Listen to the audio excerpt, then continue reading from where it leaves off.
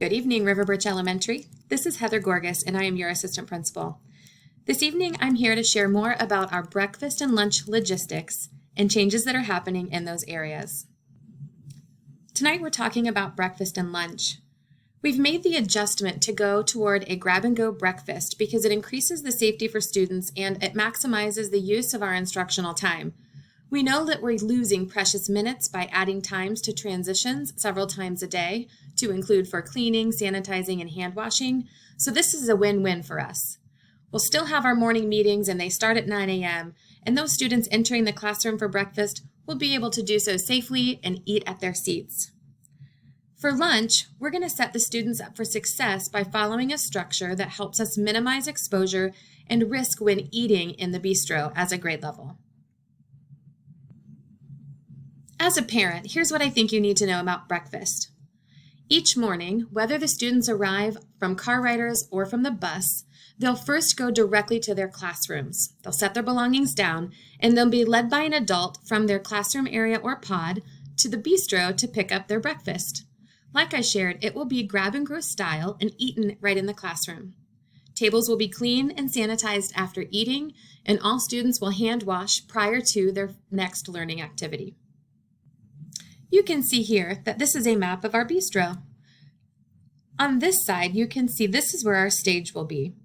Our students by pod, led by an adult, will safely enter the doors closest to the serving lines, go through the serving lines, grab their breakfast, and then join their adult leader in the bistro who will escort them back to their classroom area or pod. What we know is that we'll get our older students through the serving lines first, so kindergarten will come in last with also additional adults. We think by inviting kindergarten students into the cafeteria last, it will allow them more time to make a healthy choice for breakfast, and they won't feel rushed to make that choice. Moving on to lunch. Starting the first day of school, there will be no more scanning the lunch cards. What we know is those cards often get icky. If you've ever been to River Birch at lunch, you see that the students will often chew on those cards, put them in their pockets, and so we've eliminated the cards completely. Instead, they're going to have a wristband, and on that wristband, they'll have their last name and their teacher's name. This will help our bistro staff be more efficient in identifying the children with their masks on, because some will talk quietly, and we will rely on the wristband to help our bistro leaders know who is getting what at lunch. We've also divided the bistro in half to help minimize the students crossing classrooms, so the pod idea still exists in the bistro, even though they're all in maintaining social distancing. Students will wear masks all through the serving line, and they will only be able to lower their mask to eat once they're at their table and seated.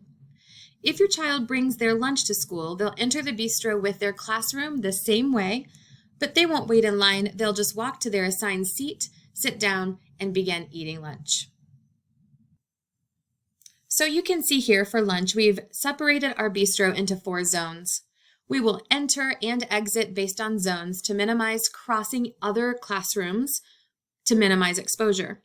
In addition, we're going to have a supply station in the heart of the bistro rather than in the front where the food pickup lines are, so that those who are on duty can help get water, condiments, napkins, or anything else our students need by just taking a short walk and getting back to the students quickly. We think that these procedures will help increase safety and efficiency in the bistro at lunch each day.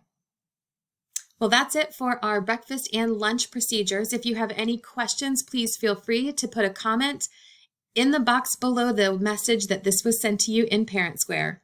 I hope I've been able to answer your questions for Monday. Those of you that did have any further questions, please also let us know. We're going to be as responsive as possible because together we're better, and we can't wait to see our students back at school next week. Have a great evening.